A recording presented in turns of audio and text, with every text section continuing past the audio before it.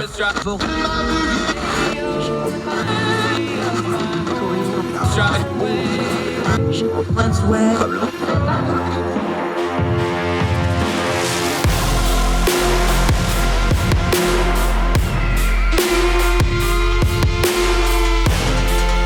host, Andrew Donaldson.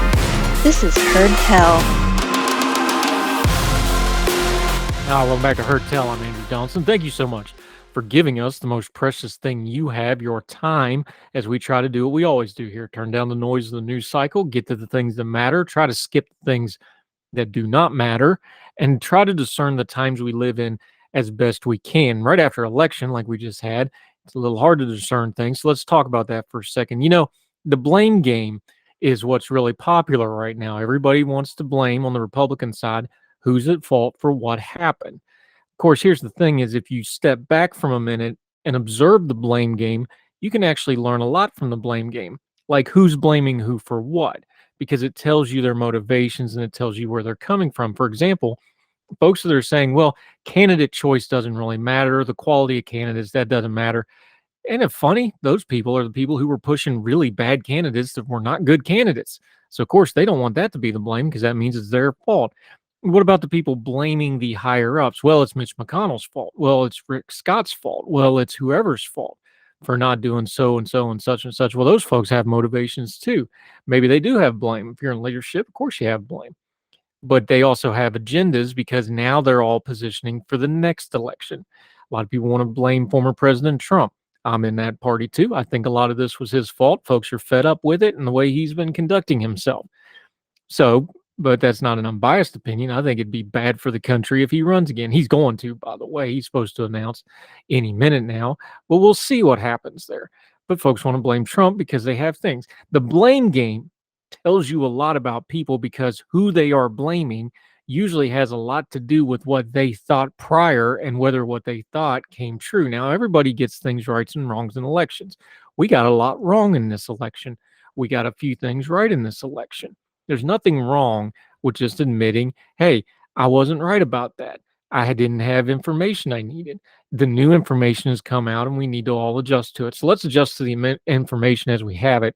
And a couple of things we all need to learn out of here. Number one, candidate selection matters a lot. It matters more than just about anything else. If you run a bad candidate, you deserve to lose the race. Period. End of discussion. It doesn't matter if the other candidate is just as bad or not. You don't deserve to win. A lot of the other stuff in politics doesn't matter if you run a bad candidate, especially if you run a crazy candidate, a wackadoo candidate, or a candidate that's clearly unfit for office. If you parachute in a celebrity candidate who has no qualification for office other than they're a celebrity that's being parachuted in, get ready to lose because you deserve to lose. And even if it works, doesn't make it better. Quality in your candidates matter. Elections are all still local. Don't just show up with a national narrative or a big name endorsement and expect yourself to win.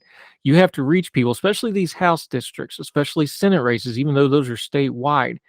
You better dovetail your message to the local folks and the state folks in these races if you want their support. You can't just talk about national issues because the nationalization of the media and the nationalization of fundraising means it'll pull you away from the things that may actually matter just to them and maybe not to the rest of the country. So you end up making your donors happy, but none of the voters get disconnected from your message. So that's something everybody needs to learn. And also something we need to learn is we may need to throw out the old playbooks a little bit. Yes, cyclically and historically, this should have been a great time for the Republicans. And I think the Republicans lost this election a lot more than the Democrats wanted. But let's look where we're at right now. The Democrats are going to keep control of the Senate. They may get it by 51 votes, depending on how the runoff in Georgia goes. The House is now being called by NBC News and other. It's going to be somewhere around 219 to 216. That's a razor-thin majority for whoever becomes the speaker, if it's Kevin McCarthy or somebody else. This forthcoming Congress is going to be a hot mess of infighting, especially since we're coming up on a presidential election year, which who knows for the Republicans what that's going to entail. A lot of people are saying there's going to be a Republican civil war. I don't know if it's going to get to that. We know Trump's probably going to run. It's going to be a big hot mess, and they don't have a single vote to spare going into anything. And Kevin McCarthy, if he becomes the speaker, It's not going to have a good hold on his caucus. We'll see what the Democrats do if Nancy Pelosi comes back again. On the Senate side, of course, Mitch McConnell, is he going to be able to hold on to his position? He can if he wants to, but he's going to have his hands full. He has people like Rick Scott, who should be shouldering a lot of the blame, trying to transfer it over to Mitch McConnell instead, who jumped in and tried to save some of these races as best he could. But the old playbooks maybe don't apply as much now. The world's changing a little bit. Folks are more informed than ever. Folks are in an economic situation they're not usually accustomed to. And mostly, this may be the most important part, big picture. If you step back and you just look at it, folks are tired of chaos. Folks don't want more extremism. Whenever the extremism got on the ballot, for the most part, it lost. The loudest screeching voices lost. In tough times and turbulent economies and things like this, the more crisis is around, the more people want steady. They want dependable. They want reliable. And if you start putting wackadoo on the ballot, or you put celebrity candidate on the ballot, or you put election denialism on the ballot, or you put wackadoo craziness on the ballot, you're going to lose. Get to the kitchen table issues: economy, people's cost of living, their future, their children's future, the country's future. That's where the middle of the country is. And here's the thing. It's very apparent neither political party can win with just their base. There's going to be a lot of calls on the Republican side that, well, we need to write off the country and just stick to your base. Well, you'll never win another election again, because that's not how it works. Whoever wins independence and gets a little bit of crossover vote wins national elections. It's just that simple. It's so boring, people don't want to talk about it, but it's just the truth. President Biden won because he got some independents and he got a few crossover votes because people thought he was not Donald Trump, and he won. Donald Trump won because he got independent votes and some crossover votes because he was not Hillary Clinton. This seems to be a pattern that's forming here. Will it hold up again with President Biden running maybe against President Trump again? We will see. But the truth is, if you can't reach out, you can't bring other people in, you're not going to win. And you can't do that running crazy, running lunatics, and running outsiders who people locally are going to see as just that, somebody airdropped in to try to win an election. I doubt these lessons get learned, because there's a lot of money in doing it the other way. But if you really want to learn the lessons, it's not just in the politics and the policies. It's in all those items right there. Pay attention to the local elections. Elections are still local. Candidate quality matters more than just about anything else. And turn down the noise and get to what really matters in elections. Having good candidates on the topics at hand, running good, clean campaigns. You do anything else, if you lose, it's on you. More Heard Tell right after this.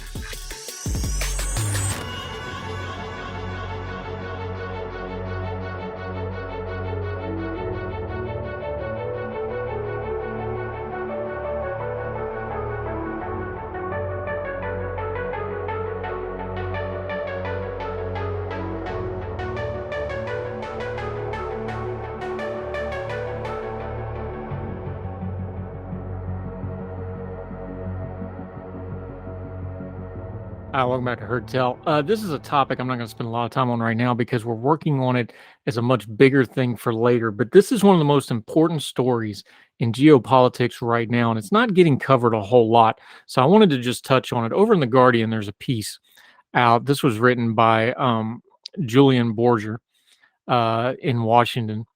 But here's what's happening. I'm going to summarize a little bit. I'll link to the piece. Please read the whole thing. It's really good.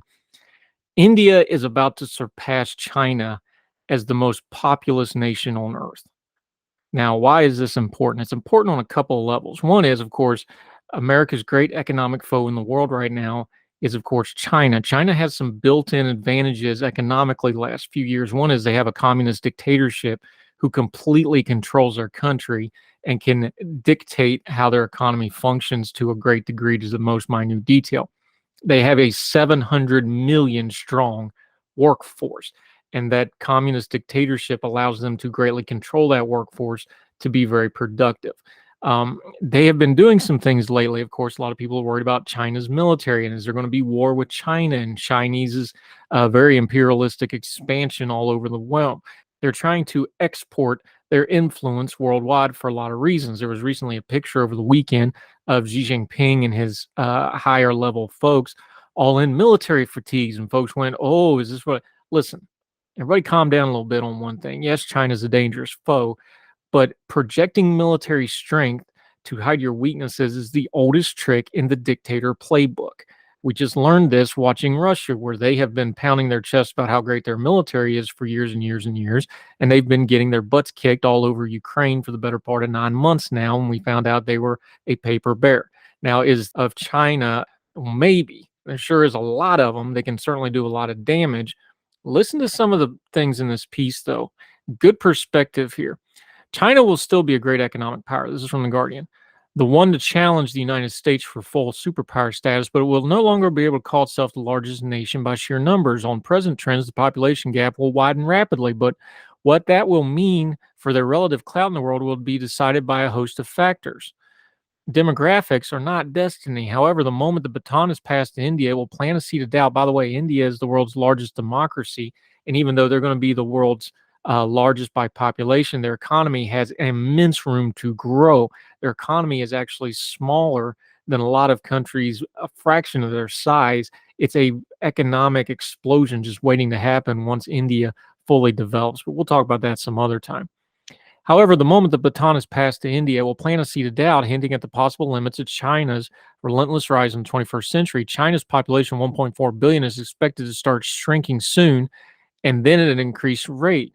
Not only will Chinese population shrink, but its age profile will change. The bulge will no longer be in the working age generation, but increasingly among elderly. The number of Chinese citizens over 65 will be more than double by 2050, from 150 million to 330 million. By the way, there's only 330 million Americans right now, to give you an idea of the scale we're talking here.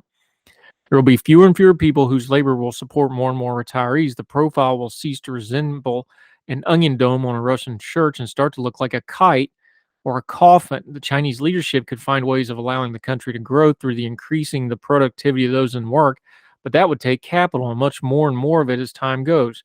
China is in a race, trying to get rich before it gets old.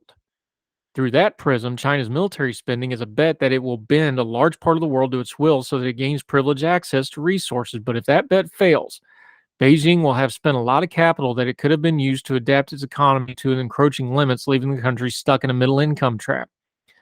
India will face similar dilemmas as its population grows. There will be more Indians of a working age in relation to elderly patients, but the leadership will have to be agile to reap the demographic dividends. We go back to that sentence for a second. Expending a lot of capital in the military instead of adapting its economy. We saw this with the Soviet Union. We saw it with Russia just now. China is in a little bit of a dangerous predicament. Now, they've got great influence and a great economy to balance this out that the Soviet Union never dreamed of. But math is still math, and they've got danger coming. And the posing of a dictatorship to try to project world power while your underpinnings at home start to erode away and change spell some danger. So no, we shouldn't fear China. We should see it for what it is realistically and adapt ourselves and our policies to it and understand they're not infallible, they're not indestructible, and they certainly are not inevitable. China's path forward does not mean world domination. China's path forward means they're going to have the same problems every other country has. And we should adapt to it, quit being scared to death of them, change our policies to match them. And if they want to be an economic, political, and human rights foe, treat them as such. And we can win it economically, and we can win it through human rights, and we can win it on all stages if we clear-eyed see China for what they are, not just what they project on their propaganda, and not just what the fear-mongers and propagandists want us to believe. More Heard Tell right after this.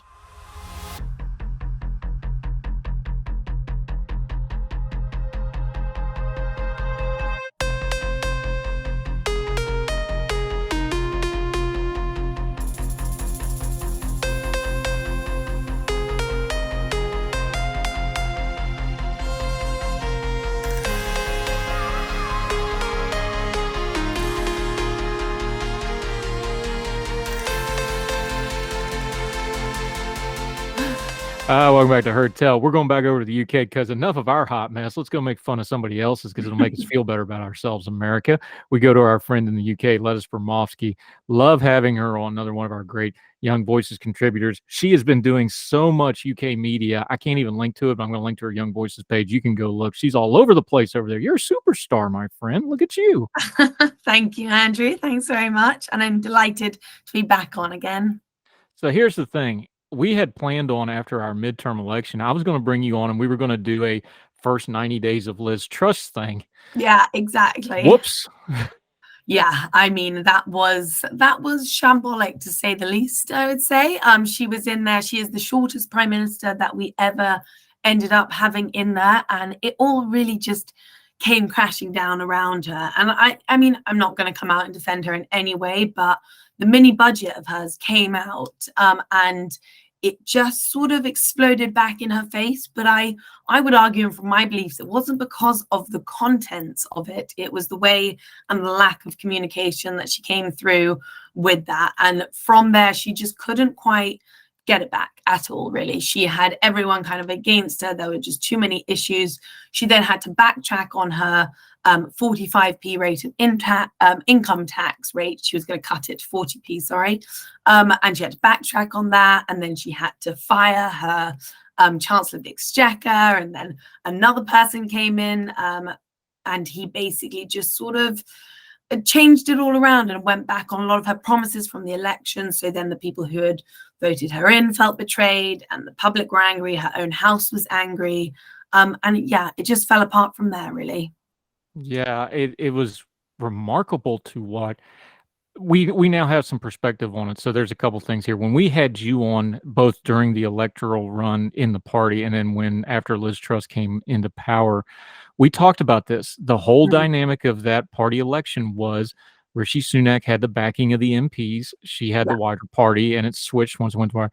It is very apparent the MPs never really backed her. Now, she walked into a lot of that with her own mistakes, and that didn't help any.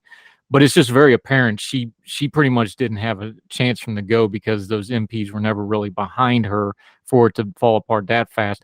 So that leaves us to Rishi Sunak. He had the support to get into power. We're about 3 weeks in right now, almost 4 weeks. He's going to clear the 45-day mark, low bar, I know. But getting elected into power and then getting support once you're in power is two different things. Does he have the support he needs to function, not even succeed, because we know it's still an uphill battle? Is it a functional majority? Is it a functional government right now in the House of Parliament? So as you say on a lot of those points, like it's a very low bar that he's got to clear. And in some ways, he's quite fortunate in the fact that anything he does is being compared to Liz Truss's very short premiership, which did nothing really seems to go very well in that. So anything he sort of does seems to be on the up. He also did have the majority of MPs supporting him. The issue he has right now is opposition parties saying that he hasn't been elected by anyone to be in that position. So Liz Truss at least was elected by party members. Boris Johnson was elected by the public to be in there, you know, had the greatest mandate they've seen for 3 decades.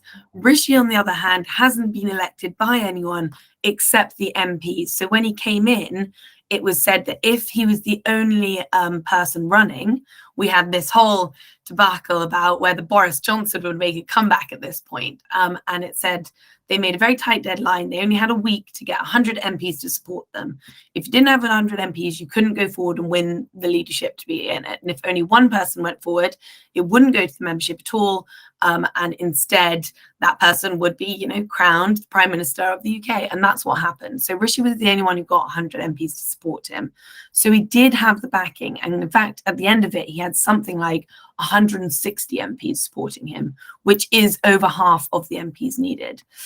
What's happening now is he's under a lot of pressure to do something, but essentially not do anything too quickly, if that makes sense. So Liz Truss came out and she did everything really quickly, too quickly, that she didn't bring the public along with her. People need change. We're in this cost of living crisis. We've got a prime example of this is COP27, which happened just a few weeks ago, maybe just last week, actually. And he said he wasn't going to COP because he had too much to handle back home in the UK with the cost of living. And people were obviously slightly annoyed about this, but some people were on side. There were pros and cons on both sides of the argument for going. However, he ended up flip-flopping around that and then changing his mind on that. And that was something that he's been heavily criticized for. That was this sort of first U-turn essentially in this, whereas you need to be able to go forward, whatever you choose to do it with confidence and do it with conviction and bring people along with you. He ended up going, again, that's completely fine, but it was a perfect example of he's still on unsure footing of where he stands on a lot of these things. He was a Chancellor of Exchequer. He might not know very strongly what his environmental policy should be. And so he's kind of unsure going forward. Part of that too, and you just touched on it. Look, this stuff is optics, especially after, the flip-flopping or the U-turn, as y'all call it. We call it flip-flopping over here. The back and forth stuff just kills you optically. It killed Liz Truss. As soon as she started backtracking, the policy doesn't even matter. Once that just looks so bad, you're done. There's another optical problem looming for Rishi Sunak right now, and it comes with his cabinet and his ministers and his appointees. Look, things don't happen in a vacuum. They happen in a sequence, so we got to back up. Boris Johnson, rightfully, by the way, got all kinds of hell because it came out that he had, supported and ran a little cover for an appointee to get his votes and support. We've already had the Braverman thing happen again with the security stuff.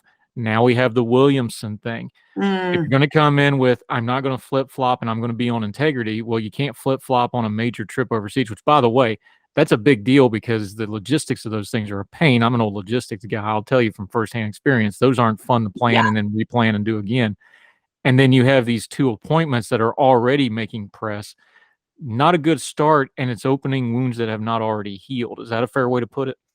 Yeah, absolutely. And specifically on Gavin Williamson, which has very much been in the headlines this week. Essentially, this was a man, he's been in politics for a while. He's been sacked twice from ministerial positions. Once was when he breached national security as defense secretary, and once when he was education secretary under Boris Johnson.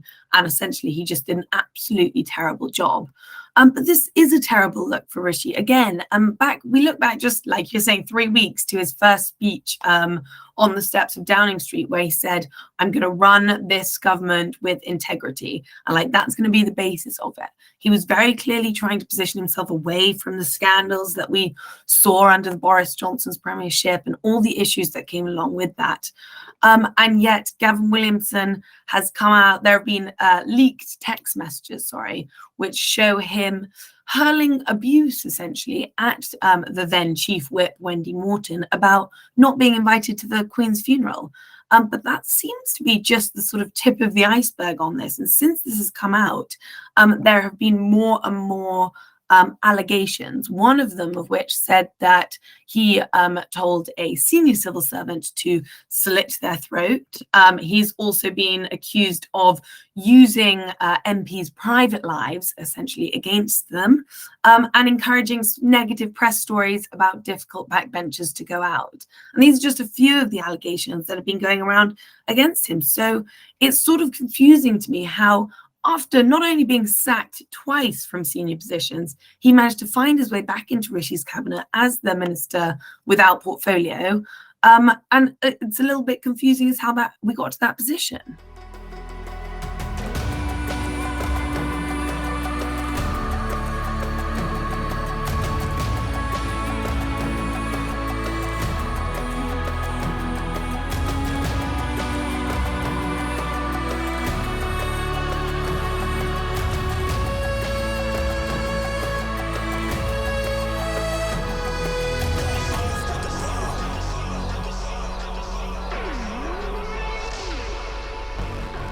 Not good.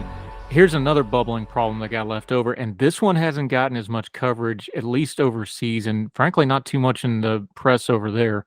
We were talking about this way back in the spring, but Northern Ireland's a mess, and it's a festering mess because it's not being dealt with. We dealt with this with our friend Connor Duffy way back in the spring. We were talking about this, that, hey, the Boris Johnson government's just kind of kicking the can on this. They're just kind of refusing to deal with it. We know about the Sinn Féin elections. We know about the problems within the union folks up there. Rishi Sunak needs to deal with this. I know he's got all this other crap going on, but this is something that he's just going to, this is a grenade with the pin pulled if he ignores this. He is going to be meeting with Michael Martin. That's been arranged now. That got announced recently. The EU seems like they're actually going to be somewhat helpful here instead of fighting them like they, I know the Brexit stuff taints that, but it looks like they're going to set that aside and go, okay, we're going to help you fix this. This isn't getting pressed, but this is a very big deal and a very big potential problem for this administration, isn't it? Absolutely. And this, as you're saying, has been a problem that has been persistent for a good few years now. In 2017, Sinn Féin actually refused to come back to the executive for 3 years over a green scandal that was going on at the time. And then also there was COVID in the middle of this. And then we've now had 8 months of the DUP refusing to go back to the executive. Not just for, the people of Sinn Féin, but these businesses, people need decision making. The health service, the Northern Ireland has actually the longest waiting times out of the whole of United Kingdom for waiting times to see a doctor. They've got all these problems that are persisting, which might not be resolved from just getting them back into the executive, but it would certainly help to ease these problems. Chris Heaton-Harris, who is the Northern Ireland Secretary, has come out and he is, it feels almost as though he is opposed to calling another election. Calling another election right now would cost the government £6.5 million. So, and considering they only had one, a few short months ago, this seems like the wrong step to be going in when everyone's in a cost of living crisis, everyone's financially struggling, and realistically, having another election, it wouldn't change necessarily the result. So what we have right now is the DUP have 25 seats and Sinn Féin have 27 seats. So there is very much power sharing going on at the moment. And what they found from the last election was that actually the DUP lost votes, not to Sinn Féin, but to their more right-wing sort of sister party called the Unionist Voice, the TUV, the Traditional Unionist Voice, and so they were actually lost about 60,000 voters to them, and likelihood is that they could get a few more back, but it's not going to change the balance that's currently in place there. But you made a really important point, which I want to touch on, is that Northern Ireland is not feeling in any way respected or appreciated, you could say, by the rest of the United Kingdom. Boris Johnson once said that over my dead body would we have a border in the Irish Sea. And yet that's exactly what we have right now. Things like steel has a tariff of 25% when it's coming just from England into Northern Ireland. We're meant to be one country here, and yet they've got massive, massive tariffs, which makes it much more difficult to build schools, to build houses, hospitals, you name it. All those things are going up in price alongside the cost of living crisis that we're seeing, meaning it's just so much more difficult to do anything. So Rishi actually is in Blackpool. He was there today, as you said. He's meeting with the Irish Prime Minister. And this is the first time that the Prime Minister has gone to the British Irish Council, which is what the meeting he's at the moment is called, since 2007. So it's been a very long time. And at this council, there are representatives from Wales, Scotland, Ireland. So it's very much about bringing them back together. But it's going to be hugely important to what they do next, because Northern Ireland is not feeling appreciated for what it does. And what's currently in place is just not working. Lettice Bromovsky breaking down a whole lot of territory here. More territory to go. You just touched on this as part of the Northern Ireland mess, is what do they do with the National Health Service? Y'all got a pending nurses strike, it looks like. This is really a mess. This is, here we go again. Problems with the NHS has been brewing for a long, long time. There's some real nuances here that we just can't get into, like, the actual unions themselves. It's almost a 50-50 split. There's legalities on what kind of a strike it really would be. It's not going to be all the hospitals. It does look like it's going to involve St. Thomas's, which those of you that aren't familiar with London, if you've got the real prime offices in Westminster, you're looking across the river at St. Thomas's. So that's going to be nice and high profile for the MPs. What do we do with this? We know we've dealt with a rail strike on and off pretty much all summer and fall over there. This could get ugly in a really big hurry. Yeah, and I think the initial feeling is that this is slightly more pressing than perhaps a rail strike. If our nurses are all striking, what happens to all of those people who are unwell? There is a clear systemic problem within the NHS, and that I think is known by a lot of people. It needs reform. The nurses are currently going on strike, and they're asking for a 17% pay rise. So inflation at the moment is around 12%, and they're asking for 5% more than that. But that is a phenomenal pay rise on top of what you're earning at the moment. And quite frankly, we're not sure that that would be affordable to come straight out of the government purse. What we're seeing is that the NHS right now is where the reform needs to be, and all the money that's being funded into that. The NHS by no means is underfunded, and so there needs to be reform to find the money within the NHS to then be given to these nurses for an additional pay. We need our NHS to work. It's not going to get any better by losing any of this workforce. We've got 8 million people on waiting lists at the moment for services across the UK. Today, actually, there came out that the average waiting times for ambulances have reached their highest ever. These are things we need to make the NHS more sustainable. And I think actually, usually I'm entirely opposed to striking, and I'm entirely opposed to striking now. But I think that NHS nurses do potentially need a pay rise. There was that in the pandemic, they asked for a pay rise. So this sort of 17% hasn't come out of nowhere. And they have been asking for one for years. And in the pandemic, when they were working throughout that and working really hard, they were offered what I thought was a bit of a snub, a 1% pay rise after everything that they had done for the country throughout those years. And I think that, we want to be getting the best people in there. A bit like I feel the same actually about politicians' pay salaries. I think they should be paid more. We want the best people in there that we can. Last year, the UK lost 40,000 nurses just leaving the industry. That's not sustainable. We need to get them back in. I think maybe a bit of a pay rise would be the answer here.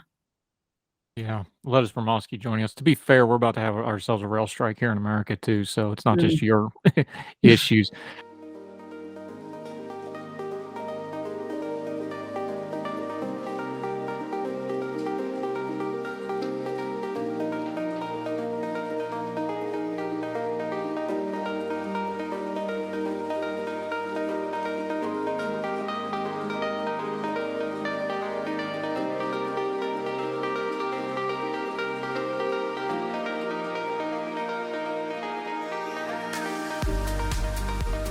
Just one quick question, put a bow on this.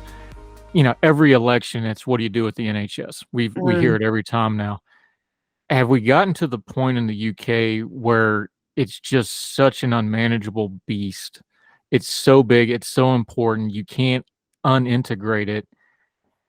Is there some kind of a actual management problem with how the government deals with the NHS besides the politics? Because now it's just everybody talks about it and the problem goes down the road. Well, some point it's not going to go down the road anymore.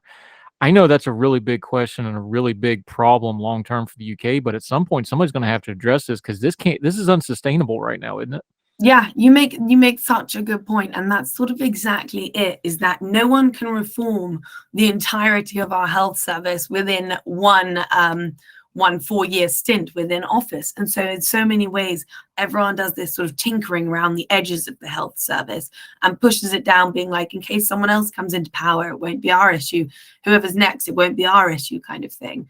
And it does take, and it's going to take a lot of strength of a government, particularly maybe one right now when they've got such a high mandate, to really go in there and reform it, get rid of all the paperwork, the bureaucracy, the waste that's going on. We've got some NHS executives who are being paid £260,000 a year. Take some of their extra high salary and, redistribute it. There is no shortage of funding in the NHS, and the money can be found somewhere. Lettice Bromovsky joining us. Okay, a little lighter topic to round off because that was a lot of heavy stuff. Let's talk Matt Hancock. For the uninitiated, because I wasn't either until this popped off, there's a TV show over there. We had a version of it for a while. It didn't do as well as it does over there. I'm a Celebrity Get Out of Here, one of these reality shows. They're going to go drop a bunch of people off in the Australian jungle, right? Well, Matt Hancock's a sitting MP. Now, all due respect to the good folks of West Suffolk, who I'm sure are outstanding folks, I don't know if that qualifies you as a celebrity, but he was a former health secretary. He is a sitting member of parliament, and he's going on a reality show. Now, this cost him the Tory whip, which is a figurative thing for those of you from Logan, although Rishi Sunak probably wishes it's a literal thing he could take to his head for getting this headache put upon him. What do we do with this? Because, of course, there's the thing about, well, politics is already a reality show, but this is an actual literal reality show and an MP, and he's getting paid to do it, which I think is where your moral issue is going to be more than anything else. You know, Rishi Sunak did not need this. He's got it. What do we do with this Matt Hancock story? Because people are having fun with this, but it is kind of a serious issue. It's totally a serious issue. And I think the person who's risking the most is actually Matt Hancock himself. Matt Hancock here is a very controversial figure in some ways. He was our health secretary over the vast majority of the pandemic, and he had a major fall from grace, essentially, when he was caught having an affair on CCTV with his aide at the time. And this was also a time when he had implemented a rule that said you cannot be within 2 meters of anyone to stop the spread of COVID. There he was in his office at work, caught, and it was a horrendous, and it was all over the front pages, this affair that he was having. He resigned then in 2021, and like most people you would expect, that would be the end of him. But he's back, and I'm a Celebrity I've never actually watched I'm a Celebrity, and the first show with Matt coming on aired last night. I did watch it, and I mean, it was just fascinating. It was so sort of gripping. He had to do all these challenges where all bugs were just essentially thrown all over him. But it's ruffled a lot of feathers within the Tory party. Like you say, he has a constituency of people he's meant to be looking after. He's being paid for a job, and he's being paid £85,000 a year for that job. And he's just sort of run off to the jungle for a little bit. And that he's being also paid £400,000 by the show to go on. So making him, I think, the second highest celebrity, if you can call them that. They're all very sort of second-rate celebrities, I would say, on the show. It is believed that this money will in part go to a hospice within his constituency. And he also, when he arrived in the jungle, got a particularly frosty reception from the people who were in the jungle because of how people have perceived him since the pandemic. One thing that I think a lot of MPs don't want, or a lot of people, they don't want MPs to think that this is an acceptable path to go down. Being a politician is meant to be a very respectable job here, meant to be very, down the straight and narrow, helping people, and being a sort of celebrity on the side. That's not really what the job's about. But as you say, Boris Johnson was essentially this comedic person throughout his entire premiership. He was putting on his own show. He was making the entirety of government seem like some sort of reality TV show. And so isn't this sort of just part of our normal lives at this point? Well, can't say he's camera shy after the CCTV footage, but I think there's a debate to be had there. Yes, it's a reality TV show. Yes, newstainment is a thing. We're doing it right now. We're doing news and stuff. We're trying to make it entertaining at the same time because we don't want to be boring about it. So there is an entertainment thing to it. I think when you start getting paid for it, I think when you do it to deflect from a scandal, I think when you do it at a time of crisis, which I don't think by any definition of the world, you couldn't say the UK is having a political crisis, that every member of parliament should be spending every waking minute dealing with the economic and political turmoil right now, and you're out in Australia. Yeah. Timing's a lot of this. Yeah. Next week, actually, Rishi Sunak has his autumn budget coming out, and people are sort of saying he should be here for this. Parliament is currently sitting, and this is a very important time. The last mini budget by Kwasi Kwarteng and Liz Truss, we saw how badly that went down. This is a very tense moment for the government, and that is part of the reason why he's had this whip removed from him. They think it's unacceptable, and whether he'll get that back, that's only time will tell, kind of thing. Yeah, we'll see what his constituency in West Suffolk think of all this next time we have an election. Exactly. Speaking of which, the general election stuff has tapped down a little bit, which we kind of knew that was going to die off. They weren't going to do a snap election after that hot mess. Nobody really wanted to do that, except maybe Keir Starmer. Yeah.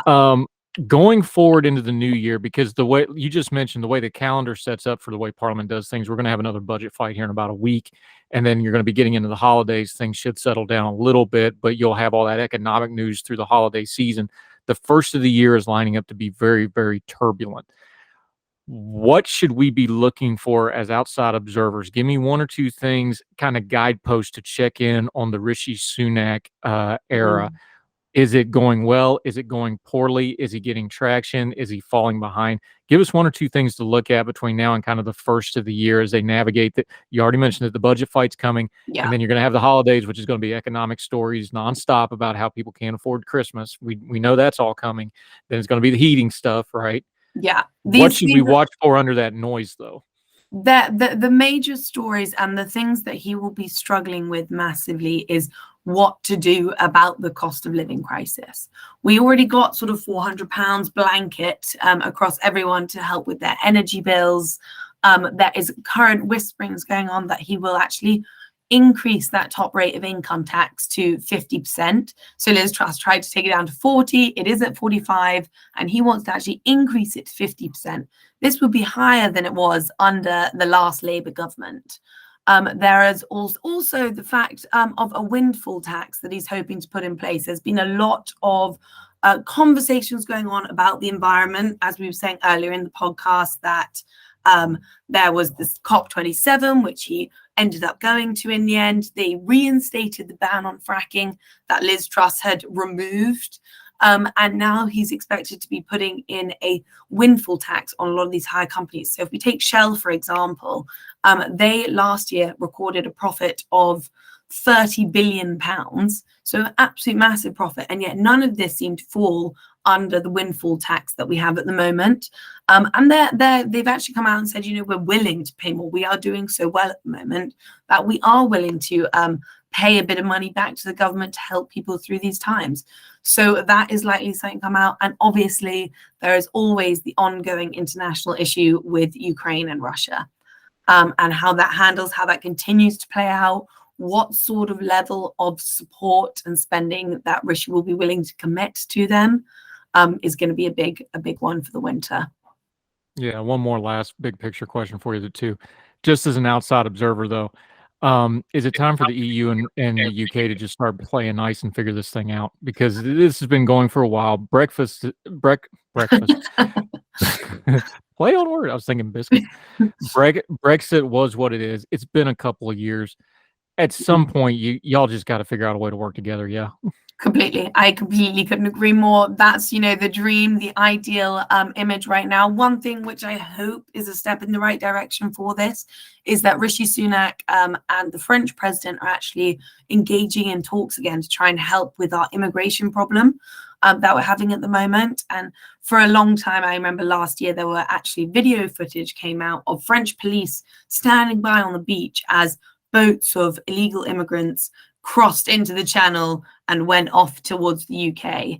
And it was a very sort of tense time between the two governments. Rishi has said that they're looking to open these talks again. And I think that's a step in the right direction. We need to get along with these people. They live a mere 20 miles away from us, just over the channel. And it's so important to have these relationships. And it was actually something that Liz Truss was really bad at. I mean, spectacularly bad at, actually, was being able to communicate and have good relationships with these people. Macron, she embarrassed him when she was doing leadership elections, saying that the jury was still out on whether they would be friends or not. She did the same thing for Nicola Sturgeon up in Scotland. That's not how you work together on such a global level as we do at the moment. So I think it's really important and definitely a step in the right direction. Yeah, our friend Lettice Bromovsky, we've had her on quite a bit because things are busy over there. Tell you what, fair's fair. You pick something you want to talk about in America, and I'll give you free reign. We did that before our election. Had a couple of our UK friends take some shots at us because we got some mess going on too. Let's just be honest about it. So you pick something, we'll have you back on. We'll talk a little American politics too. Would love that. You're always welcome. We greatly enjoy your insight. Just take my word for it. She's been all over media over there, rising media superstar. That's why we get her now. We want to be friends. We want to be in on the ground level. Let folks know where they can follow and keep up with you until we see you again, my friend. Yes, the best place to follow me would be on my Twitter account, which is @Bromovsky. And that's where I post all of my shows and everything. Yep, we're going to link to her Young Voices page too, because it's got a lot of those media hits overseas. I take in a lot of UK media. I suggest other people do as a lot. Growing UK media, a lot of new platforms over there too. Good stuff. Lettice Bromovsky, always enjoy talking, my friend. Thank you so much for the time. Thank you. Yes, ma'am.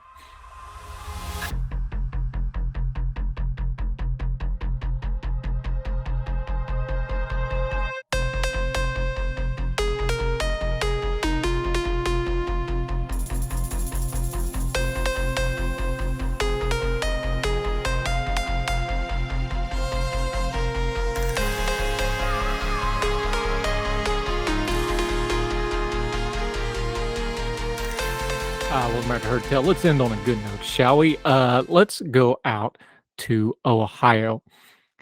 Kevin Fisher was to be released from prison in January 2019 after serving 26 years. He knew he wanted his first meal to be from Hot Chicken Takeover, boneless chicken, mac and cheese, and coleslaw. Classic. What gravitated him towards the restaurant more than anything was what it stands for. During his sentence, the founder, Joe DeLos, came to speak to him and fellow inmates about how the company has an equal employment policy and welcomes those who have faced incarceration, drug addiction, or homelessness as employees. Fast forward a few years later, Fisher leads at one of the restaurant's location, Bloomberg reports. Initially started as a dishwasher, the 60-year-old climbed his way to become a general manager at Hot Chicken Takeover's Columbus Crew Stadium location. That's the soccer team up there, for those of you from Logan. Back to the piece. All a person wants when they get out is a chance at life, Fisher said. I told Joe before, Hot Chicken Takeover changed my life. He always says you can change your life and makes me sit back and think, I did it. But I always can say it's with the help of Hot Chicken Takeover. DeLos's intention behind founding Hot Chicken Takeover was to combat the lack of career opportunities that individuals such as Fisher faced. With 7 locations and 3 upcoming ones, the outlet notes that almost 40% of its 172 workers have come out of the justice system.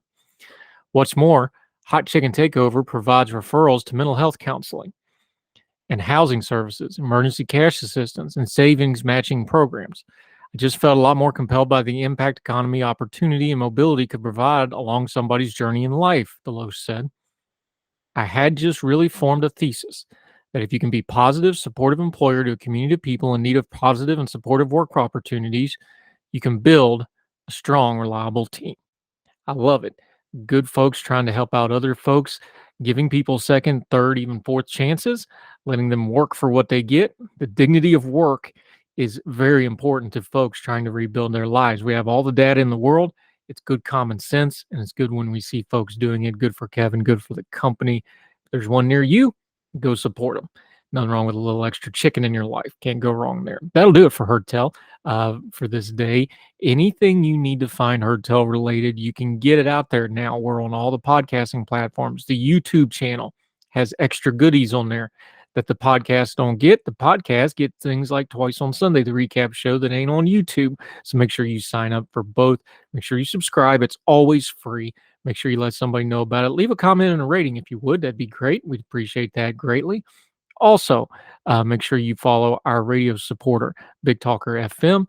And we'd also appreciate it if we could hear from you directly at heardtellshow@gmail.com, heardtellshow at the Twitter. Let us know. We've done whole segments and shows just based off feedback and what y'all want to talk about, hear about, or think isn't being discussed enough. We'll keep doing it as long as you keep listening. So wherever you are, across the street or around the world, we hope you're well. We hope you're well fed. And we'll see you next time for more Heard Tell. All the music on Heard Tell is provided under a Creative Content license from monstercat.com.